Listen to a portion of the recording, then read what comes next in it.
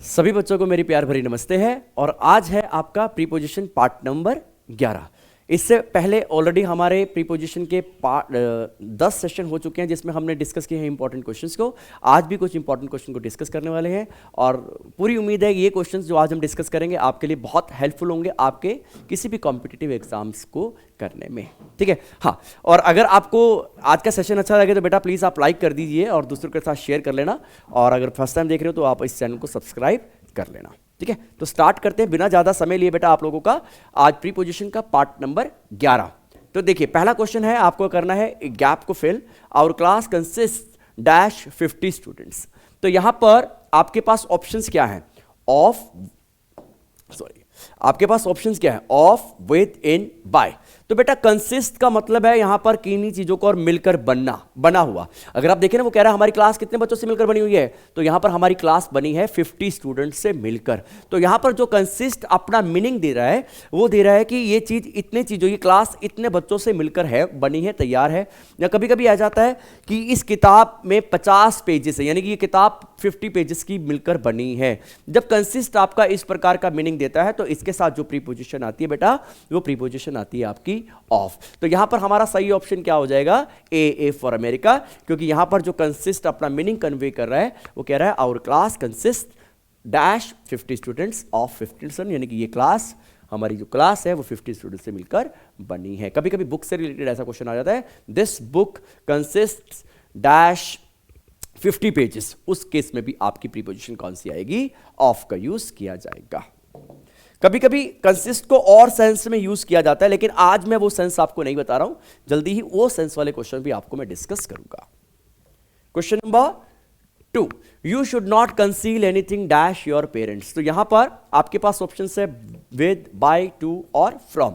तो यहां पर क्या, कौन सा ऐसा कीवर्ड है जिसे हम डिसाइड करेंगे कि इनमें से कौन सी प्रीपोजिशन आनी चाहिए? तो बेटा यहां पर लिखा है कंसील। जो कंसील है आपका, चाहे कंसील हो, चाहे हाइड हो, ठीक है, चाहे आपका प्रिवेंट हो, चाहे आपका एब्सटेन हो, चाहे आपका रिफ्रेन हो, चाहे आपका डिबार हो, ये सारे के सारे वर्ड्स अपने साथ कौन सी प्रीपोजिशन को लेते हैं? ये सारे के सारे वर्ड्स अपने साथ जो प्रीपोजिशन लेते हैं वो लेते हैं बेटा फ्रॉम। तो यहां पर हमारे पास क्या फ्रॉम ऑप्शन में है? हाँ बिल्कुल है बेटा, और ये हो जाएगा आपका सही आंसर। तो इसमें क्वेश्चन नंबर 2 में आपका ऑप्शन क्या हो जाएगा? Delhi. Move on to question number 3। Question number 3 है, he should not grumble dash her illness. यहां पर करते थे she should not grumble dash her illness. तो she should not grumble dash her illness. तो यहां पर ग्रम्बल वर्ड है, और ग्रम्बल का मतलब है यहां पर बुड़बुड़ाना या अपनी नाखुशी जाहिर करना, और इसके इस सेंस में यहां पर कौन सी प्रीपोजिशन आती है? यहां पर आती है आपकी एट। तो ग्रम्बल एट हो जाएगा, और ये है आपका सही ऑप्शन। अगर आपने पिछले सेशंस नहीं देखे हैं बेटा, एक छोटी सी रिक्वेस्ट है, आप जाके उन सेशंस को भी देख लें। बार बार देखने से आपको प्रैक्टिस अच्छी हो जाएगी, और अगर ये क्वेश्चंस आपके एग्जाम में आएंगे तो आपको इसको करने में डिफिकल्टी नहीं होगी। नेक्स्ट क्वेश्चन कर लेते हैं। Question number 4, my cousin was shivering dash cold. कौन सा वर्ड है यहाँ पे? शिवरिंग। अब हमें क्या डिसाइड करना है कि शिवरिंग के बाद कौन सी प्रीपोजिशन आती है? एक होता है सफरिंग, कई बार बच्चे कंफ्यूज हो जाते हैं। एक होता है सफरिंग, सफरिंग का मतलब होता है पीड़ित होना, तो सफरिंग तो अपने साथ फ्रॉम लेता है। शिवरिंग का मतलब है कांपना, तो शिवरिंग अपने साथ कौन सी प्रीपोजिशन लेता है? तो शिवरिंग के साथ आती है बेटा आपकी विद। सफरिंग होगा तो फ्रॉम आएगा, शिवरिंग होगा तो विद आएगा। दोनों में कंफ्यूजन हो जाती है, इसलिए बच्चे वहां पर कई बार गलत ऑप्शन को चूज करके आ जाते हैं, फ्रॉम को चूज करके आ जाते हैं। तो शिवरिंग का मतलब है कांपना, तो इसके साथ हमारी कौन सी प्रीपोजिशन आती है? इसके साथ हमारी प्रीपोजिशन बिल्कुल फिक्स है, और वो प्रीपोजिशन कौन सी है बेटा? वो प्रीपोजिशन है आपकी विद। नेक्स्ट क्वेश्चन देख लेते हैं, question number 5। He has arrived dash his home। अब यहां पर ऑप्शन क्या है? To, at, in, none. हम ऑलरेडी एक बार डिस्कस कर चुके हैं कि जो आपकी मूवमेंट वाली वर्ब होती है, गो है, कम है, अराइव है, रिटर्न है ना, अगर इसके बाद सिर्फ होम लिखा रहता है तो प्रीपोजिशन नहीं आती है। लेकिन अगर होम से पहले आपका कोई पॉजेसिव केस लिखा है, जैसे कि my home, his home, your home, Ram's home, अगर उस केस में आप अगर देखेंगे तो प्रीपोजिशन का यूज किया जाता है। अगर होम से पहले कोई पॉजेसिव केस नहीं है और ये मोमेंट वाली वर्ब यूज हो रही है तो अब तक प्रीपोजिशन नहीं आएगी, लेकिन यहां पर होम से पहले पॉजेसिव केस लिखा हुआ है हिज, इसलिए अब यहां पर आपकी प्रेपोजिशन बनती है। अब यहां पर कौन सी प्रेपोजिशन बनेगी बेटा? अराइव के साथ आपकी यहां पे प्रीपोजिशन बनेगी एट। हां,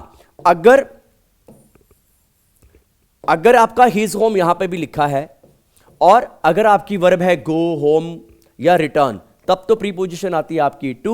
लेकिन अगर अराइव लिखा है और होम से पहले आपका कोई पॉजेसिव केस भी लिखा हुआ है तो फिर प्रीपोजिशन कौन सी आएगी? एट। हां, अगर गो, कम, रिटर्न होती तो प्रीपोजिशन कौन सी आती? टू। तो यहां पर हमारा ऑप्शन क्या बनेगा? B for Bombay.